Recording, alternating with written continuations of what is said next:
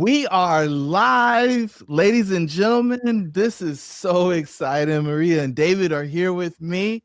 Maria, are you in Atlanta too? I know David's in Atlanta. Are you in Atlanta too? I am. She's Yes. in Atlanta too. These are some of the most brilliant exit experts that I know. And they've been so gracious to come hang out with us today to do a LinkedIn Live on how to. What is the title? What is the title? It is Regret Proof Your Business. For those of you who don't know, about 75% of people regret selling their business a year after they exit. Now, think about that. Of the 2 in 10 businesses that successfully sell, 75% of them regret selling. And so we have the pleasure of having 2 industry experts who are going to tell you many of the reasons and hopefully give you the keys on how to avoid regretting it when you sell your business. We're going to start with David, who's been in the industry for over 2 decades. And then Maria's going to come in and she's going to clean it all up, because I know after seeing these slides that you guys are going to get a tremendous amount of value. David, I know you got some intro stuff in there. Maria, you'll do some more intro stuff. So I am going to bring David's slides up. Maria and I are going to get out the way, and we are going to have a phenomenal live. Thank you so much, guys, for joining us today. And I am just so thrilled for what's about to happen. So David, take it away, brother. All right. Thanks very much, Jerome. Appreciate it. Glad you all could make it today. We're going to talk through a whole lot in a short amount of time. So bear with. As Jerome was talking about, what we're really getting down to here is how do we help owners get out of their businesses the way they want to and make it a successful transition and life post-sale with whatever that means to them. So that's what we're doing here. So Jerome just threw out a stat. There's all kinds of percentages and numbers out there, but as he said, so many owners have sold that went through the process and they have regrets. And there's a lot of reasons for that. It may be that they didn't get the amount of money they wanted. It may be that they didn't leave the company in a state that they would have wanted to. There's so many reasons why they don't feel good about it or 100% good about it when they're done. So we try to avoid that by starting early. Yeah, but that's a pretty high number. So let's go into it. All right, we are moving. There we go. A lot of words on here, but the takeaway, biggest transfer of wealth in history. Yeah, it's the baby boomers. They are in their 60s, 70s, and 80s. The youngest baby boomer as we do this is 61. And there is a tremendous amount of money moving, trillions. However, you're going to hear that a lot. Transfer of 84 trillion. This goes back just a little bit, but also a massive loss of wealth. And it really comes down to what we're talking about today, not planning ahead, not understanding the process, not understanding business value, and all kinds of other frustrating to a lot of us who try to help these folks, reasons that they aren't getting the money transferred that they would like to. A lot of it is basically straight up back down to the lack of preparation. So let's talk about that. Quick background of myself, started up the Value Track in 2000, co-founded the Exit Planning Exchange, the Atlanta chapter, was a certified management consultant for 20 years. In my prior corporate lives, worked for a very large company, and that's where we started in on finance, the mergers and acquisitions work, and a lot of operations. So that's what I'm bringing to the table when we work with our clients. And a quick note on the Value Track, guiding owners in preparation for and transition from their businesses. So it's really those 2 pieces. We're helping them get ready, grow, build value. We're helping them really just make it sellable in some cases. And then we will do the sell side representation, that M&A advisor or business broker role. So that's a quick snapshot to set the stage. So what's going on out there? It's a crazy world. It always is. So on the positive, this is a stat from just a year or so ago, and it's a stunning stat, almost $1 trillion within private equity bank accounts, and only in the US. So that means there's a lot of money out there looking for businesses to buy. So that's great for sellers. However, there's always the flip side. And as we have been talking about, and we'll talk about throughout this session, so many sellers are just waiting too long. They're not preparing. They're not thinking about it. And when it comes to that moment when they think they're ready, even though there's $1 trillion out there and all kinds of other money within competitors and other kinds of companies, the competition to sell is going to be high. And so we get some very unfortunate, sad situations because of that. So what's going on out there? These are, I guess, just about a dozen things that are happening in the world that are pretty impactful. What else are you seeing? I know you're seeing a lot more that might be out in the environment or within your industry. And I would say these things happen all the time. This slide, as I've talked over the years, hasn't changed a lot, right? To greater or lesser degree, all these things impact all of us. Some things are heightened in any given moment. And what does this mean? It means that we, as advisors helping our clients, and you as owners of your businesses, need to keep these in mind, but really focus on the basics of the business as well. So these things are never going to stop, right? So what we talk about is things are happening all the time. You need to focus on the basics of the business, taking these into account, but not getting distracted by or just giving up on planning for the future because these things are happening. So a few numbers for you. 10,000. I've heard a number actually a little bit higher recently, but that's how many folks in the US are turning 65 every day. 4 to 4.5 million businesses that will be sold over the next 5 to 10 years. And I would always put a caveat on that. That to me is 4 to 4.5 million businesses who might be put up for sale or want to sell. A lot of them won't sell, or they'll sell for a lot less than they could have or should have. 90% of owners are counting on the sale of the company for the retirement or whatever they want to do next. But only 76% understand the value of their business. And that is a huge disconnect. How can you possibly plan for the future, build the company when you don't even know what it's worth? If you don't know what it's worth at the outset, you don't know what you need to get out, and that's a problem. Some misconceptions. So we're going to talk a little bit more about what we see with business owners. The process is going to be quick to sell. I can wake up today and next week I can get some information out there and maybe a month we'll have sold. The reality is it takes a lot longer.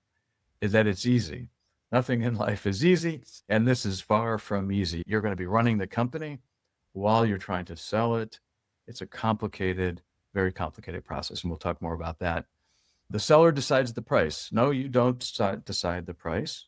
You might put it out there for a price, but buyers are going to tell you what it's worth, and you'll really know the price when the transaction is done. If you've sold a house before, you know you might put a price on it, but you're going to get offers that are going to be below that price and above that price. All my cash up front. Rarely will you get all your cash up front when the deal is done. There's got to be a variety of terms to the deal on the sale. In our world, we try to get as much cash up front for our clients as we can, but do not expect 100% up front. And then you need to really be thinking about investments over this time. You're going to take at least 9 months or a year.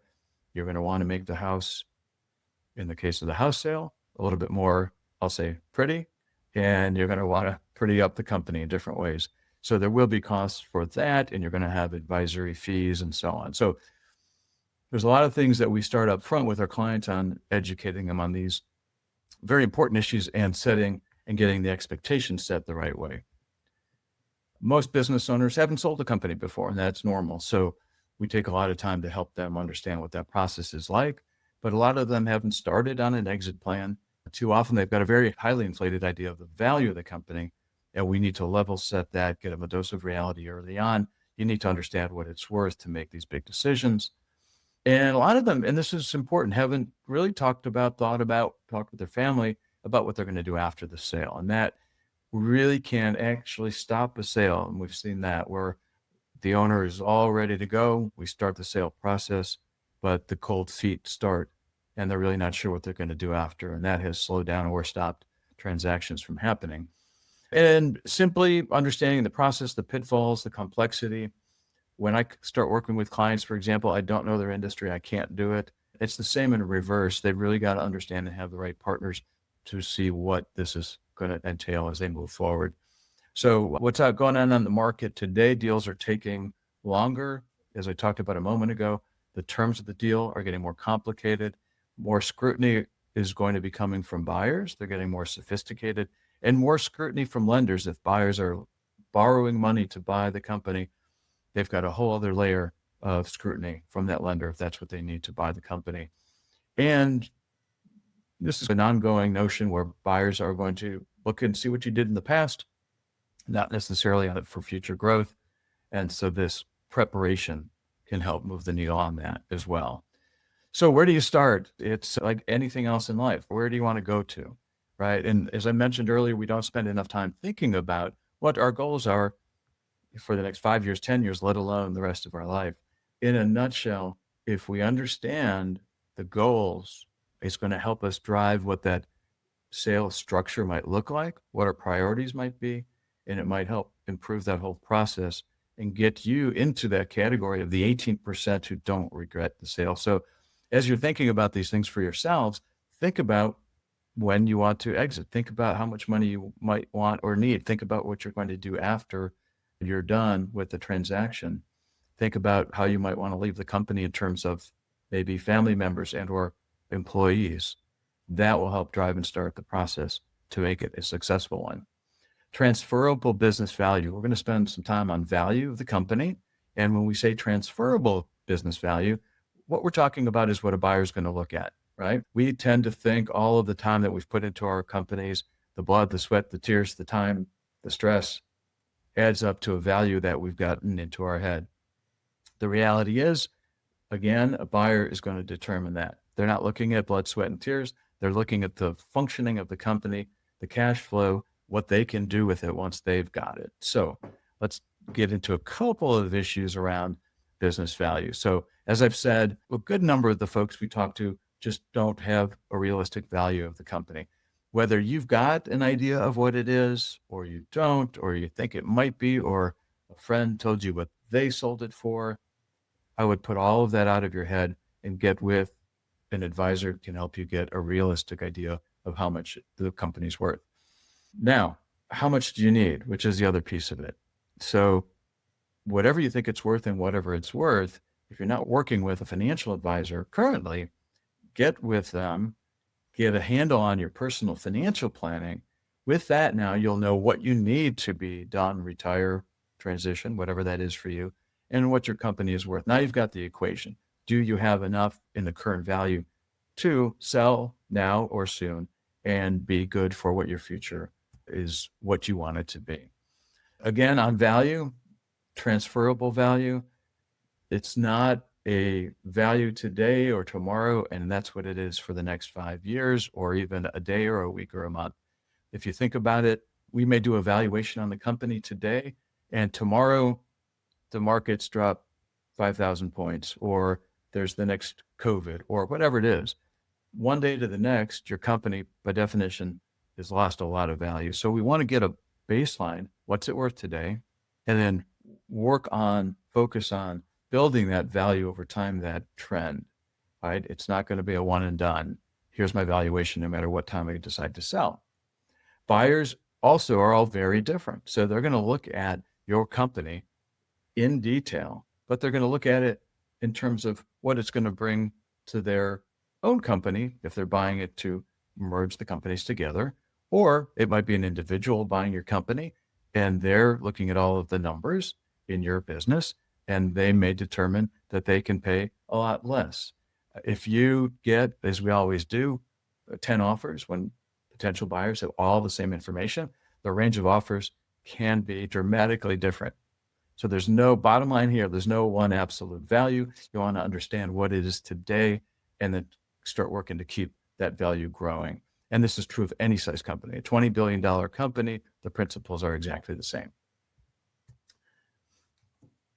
Multiples. So this could be another 4-hour discussion, but the bottom line is be careful on these. Again, you will hear all kinds of things. Your company is worth 2 times your revenue. Your company is worth 4 times your cash flow or EBITDA, earnings before interest, in taxes, amortization. So everything is different. Your companies are different. A multiple that a colleague got on their business is not what you're going to get.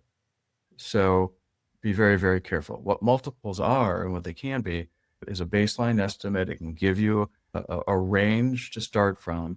It can give you some assumptions. And so understand that part of it. If someone says your business is worth X times your revenue because you're in this industry, ignore it and talk to an advisor who can help you really hone in on what that looks like for your business. And on top of that, remember, whatever that sale price is, you're going to be spending money to get ready and clean things up and fix things and grow. You've got taxes to take into account, all the advisory fees and so on. So we always say in our world, we try to maximize that percentage, but a rule of thumb, 60 to 75% of that, and then try to improve it from there. Okay, so this is the guts of it. We're going to spend a few minutes on the slide here. Transferable business value. Again, it's the buyer's perspective, what they deem as valuable to them. And again, it's going to be different for everybody. But we break down everything into these categories when we start to work with owners around how to optimize everything in the business. So anything happening in the company is going to fit somewhere in here. And these are very much interrelated, right? So you're going to hear me talk through some of these. And from category to category, there's a lot of complementary issues going on. So starting at the top, the number one thing that we hear from buyers all the time, once they've seen the financials, it is, why is the owner or owners leaving? So two parts to that, right? They're asking, one, is there something wrong with the company? Okay, that's reasonable. And if not, what is the owner walking out of the company with? And what they mean is, what's going on in the owner's head? What has the owner been doing exclusively? What are they going to lose in terms of background, relationships, knowledge with the owner walking out the door? And it makes sense. So for example, if the owner is the only one who can fix that machine on the shop floor, if the owner is the only one who can do payroll, if the owner is the only one who can sell to the big clients, the company is dramatically less valuable. So owner dependency is absolutely key. And that means what you really need to do is stop doing everything, and essentially, right? Build out the team. And Maria will talk about that a little bit shortly. Building out the team, building out the skill sets, building out the next layer of leadership, but being able to walk out the door upon the sale and the company is thriving. That's where you need to get to. If you retain that, all of these other things tend to fall into place. So let's move on a little bit. Scalability, really like what it says. Do you have the infrastructure and process in-house? Have you built it out? Do you have capacity for growth? Are you not just designing processes and procedures? Are you writing them down? Do your team members know what you're supposed to be doing? Is the training in place? Do you have the right technology? So you may be, let's say, doing $5 million a year and you want to get to 10 million. You're looking to sell. You may not get to 10 million, but if you can demonstrate that you've built out this infrastructure that we're talking about, you can sell that to a buyer. You've started to build out capacity, infrastructure, processes, training, infrastructure. So if you're not where you want to be, at least you can show a potential buyer the path for themselves. Innovation, we tend to start doing things and we don't update things, right? So whether it's products, processes, services, whatever you're doing in front of the client or in the back office that you can keep up with, the better, right? Is there a better product, improvements to the product? How do we stay ahead of the competition? In the brand marketing, sales, customer service, in that process from end to end, the question we always ask, first of all, on brand is, what do people think of you out in the market, right? What is your reputation? How are you different from your competitors? And I want you to take some time now and when this thing is done and think about it. Are you truly different from your competitors? Here's a test. Go up to your closest competitor's website. And as you read through what they have on their website, if you can exchange your company name for their company name, and it sounds like your company, you aren't different enough, right? So how are you different? How are you standing out? What's your reputation? And then on marketing and sales, is that taking, right? Is that taking people time to get the next sale every day of the week, every month of the year? In other words, do you have a marketing machine built out that is bringing business to you? Are you doing the marketing, the social media, all of that outreach, if you will, that's bringing customers in, as we say, while you're sleeping. If you're not, it's taking too much work to do. And then customer experience. If you haven't done a good survey of your customers, go ahead and do that. We tend to get answers like, oh yeah, they all love us. And probably when they're meeting with customers overall, they seem like they do love them. Customers are notoriously hesitant, especially if they're nice people, about telling you what you're getting wrong. The problem is that eventually they'll walk away without telling you. So ask your customers, how am I doing? Get in depth there, and whatever comes back to you, welcome it. That can be just golden. I guarantee you, if one customer says that they have a problem with delivery or the wrong product, it's not just them. And it's an opportunity to fix a lot of things and maintain your customer base for a longer period of time. And from a buyer perspective, the longevity of the clients, the stickier they are, the more valuable the company is going to be. The risk management category is pretty broad. We tend to think about just insurance. So it goes beyond that in terms of risk management. Think compliance. Think about all of the compliance that we all need to do vis-a-vis the IRS, compliance on Department of Labor issues, how you're dealing with your people. If you've got physical sites, manufacturing sites, all of the safety issues, it goes on and on. And a buyer is going to be looking at all of these boring things and seeing where the risks lie. Again, the offer for the company is going to be a lot less if these things are in place, or they may walk on by if the risk just seems to be too big. Quality of revenue. So we talk about a couple of issues noted here: recurring revenue, diverse revenue. So you may have great revenue and it may be growing every year, but is it with the same customers? Are you selling 80% of your revenue to 2 or 3 clients? Are you selling into the same industry and only one industry? Are you selling into one geography? Think about all of those things. You can diffuse risk by spreading out your target clients in different ways, as I've just mentioned, and that brings down risk, and that is a huge issue for buyers. They are going to slice and dice all of your data on your clients, and they're going to make part of their decision about that offer price based on that. Financial management there's so much that goes into this as well, but fundamentally, crystal clear, clean financial statements kept up daily, weekly, monthly. If you don't have the right bookkeeper, controller, outside accounting, however you do that work, get the right folks in place, get it clean, crystal clear. That's where people are going to start. What I mentioned above, the first question is, why is the owner leaving? But then they are going to dissect those financial statements. If they cannot figure it out, they'll ask some questions and they'll walk away. So clean financial statements. Get the best CPA you can. Make sure those are up to date. Cash management. We talk about cash flow. Cash is king.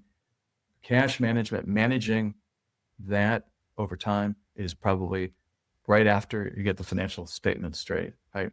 It's not just cash is king. You need cash to invest, and cash flow is either going to kill you or make the company something that a buyer is going to want to buy. Cash flow projections maintained on a regular basis is going to head off and give you the warning lights well in advance before you go to the bank account and the money isn't there. You've got too many receivables. You don't have the cash. It's going to hamper operations, and it's going to cause a domino effect. And human resources, and we talk about human resources different than human capital. So Maria is going to get into human capital, but the human resources, as the way we split it out, is it's the operations, it's the compliance again. And there is, there's so much in there as well, but having understanding the staff, the benefits, the compliance, salaries, what you've got to do with payroll is a critical, again, piece of this. If you can't do it internally, again, get an outside resource. And we'll talk a little bit about the advisory team in a moment. And then the last one, and people look at that a little bit strangely, owner's personal prep for post-transaction. So I said it a little bit ago, when the owner is not doing that personal preparation, and we see it all the time, Jerome focuses on this, and you'll hear him talk about it, then they don't know where they're going. We find that owners are a little reticent. They're not quite prepared. They're maybe slow walking the process. So get really focused on what are you going to do the day after the transaction? What are those hopefully maybe 20, 30 years going to look like? And get comfortable with that. Have a game plan. It'll help you get much more comfortable when we come to the big decisions around the sale process and the valuation and the sale and talking to buyers. So human capital, I'm just going to touch and then on this and move on. Maria is going to talk about that in a little bit. I'll just say that this is one of the biggest issues, especially these days for buyers. Who am I, quote unquote, buying in the company? Who is in there? Everybody's got issues finding good people. If you've got a good, solid team, not only is the company running well and you're making good money, but it's going to be much more attractive for a potential buyer. All right. In a nutshell, become irrelevant. Retain that, think about it, make that your mantra, and work towards it. I'm going to go very quickly through the sale process. This can take a year, year and a half. These are very complicated steps, simplified quickly down into a couple of slides. But again, what are your goals? Timing for the sale, value you need once you understand what you need from your financial planner. We go in, whoever your advisory team is, learn everything they can about the business. What do you need? Estimate value today. So at that point, you can say, is it enough? So you know how much you need, get an understanding of value. Is it enough or can you make it work? If not, you may have some time then to put in to build that value. And the last issue here is really key, a communication plan. We always get asked, when should we let our staff know? When should we let our vendors know and our clients know about the fact that we're selling? A lot of people think they want to wait until it's actually a done deal. I would say the earlier you can tell people, the better. Have a communication plan in place. There's a lot of nuance to it, but don't put this off and don't wait until the day of the transaction, because what will happen then is a lot of your key staff will leave that your buyer has been counting on. Second part of it is just getting ready for the sale, putting together a lot of marketing materials, which is so much of the company data, which is why I said, got to be clean, got to have clean books and sales data. You can start on that now. It's a long process. If you have it set out beforehand, you can shorten that part of it. Then your advisors will create buyer profiles. What kinds of buyers might be interested in your company? And you can start to tailor things to that. Look for the buyers, screen through it, provide them all that company data. And then you'll get to a point where you'll get a letter of intent, which is a letter that is not binding, but it'll be a non-binding offer from a potential buyer who says, under these conditions, this is what we think we'll offer you. And then you'll enter into a more focused negotiation period, pull together a whole lot of paper contracts, fairly complex, and then get to the closing. So that was a very, that was a very quick run through. The reality though, at least 9 months, 12 months, easily and often longer. So be prepared for it. Your advisors will want to make it happen as quickly as they can, but there's so many dynamics involved. The other key issue is don't take your foot off the pedal. When you engage to sell the company, your team's going to be working on that. They'll need some of your time, but you've got to work on the business harder than you ever have. You can't let that slack. You want that business to be looking good and better up until the last moment. All right. So deal structure options. I'll just say here that we tend to think we're going to wake up, put the business on the market, someone's going to write us a check, and we're going to sell the company and walk away. There are a lot of other ways to do it. You might find another competitor, merge the companies as a first step to get out. Maybe you've got someone internal, maybe you've got family. There's many ways to look at it. One size does not fit all. Your advisory team, I've mentioned it a few times. It's critical. We don't have the time to do a right thing by this important topic right now, but you need all these folks. If you're ready to sell truly today, based on what we've talked about, you need at least these folks on your team. If you're not sure or you find the value isn't there yet, you want to get help along the way to grow the business, clean it up, fix problems. I'll just say the first thought and the first comment we hear is, wow, that looks like it's going to cost a lot of money. It will cost some money. This is an investment in making this successful. If you're selling a company for $1 million or $5 million or $20 million, think about it as an investment in not just the return based on maybe an increased value in the company, but selling it at all in some circumstances. All right. I am going to close out here. So get clear on your goals. That's the starting point. Understand it takes time. It's going to take time no matter what. that you have different kinds of options. Talk with your advisors about that.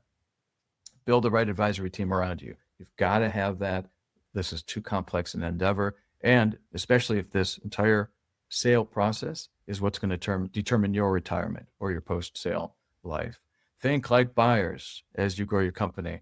So make that switch. Think about it as we talked about it today, what buyers are looking at, not what you think, and make your decisions and your strategic decisions based on what those outcomes will be, again, from the perspective of the buyer.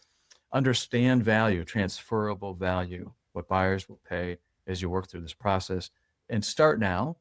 Just start making little decisions, start the plan, start your goals, get going, make it a daily process where you're working towards the end game here. And that is it. I appreciate you listening. If you've got more questions, if you'd like to spend 30 minutes, happy to do that. Otherwise, I am done, and I'm going to turn it back over to Jerome to introduce Maria. Well, David, man, thank you so much for this. So you want folks to shoot you an email so that they can get their questions answered. And you guys can also, since we're on LinkedIn, you can drop some questions in the comment section of this live. And if you're watching this on a replay, we'll be following the post. And we look forward to allowing you guys to engage with David. David, man, this thing was so comprehensive. You gave people a great overview of what it actually takes in order to be successful at an exit. I think some people believe that they just wake up and then 8 or 9 figures appears and it's like, oh yeah, it was supposed to work out like this. I don't know a single person that's had an exit that's more than 6 figures that something like that happens. So thank you so much for raising the importance. My big takeaway from the presentation was make yourself irrelevant. Yeah. I think a lot of business owners want to demonstrate their value to the business, and they don't really understand that somebody who's going to buy the business doesn't want them to be necessary because they want to buy a cash flow stream instead of a job. And yeah, it sounds horrible to say it that way, irrelevant, but it's extreme, but it gets people thinking. And it's the idea of just offloading, build out your team, build out your company. Yeah. Yeah, man. So thank you so much.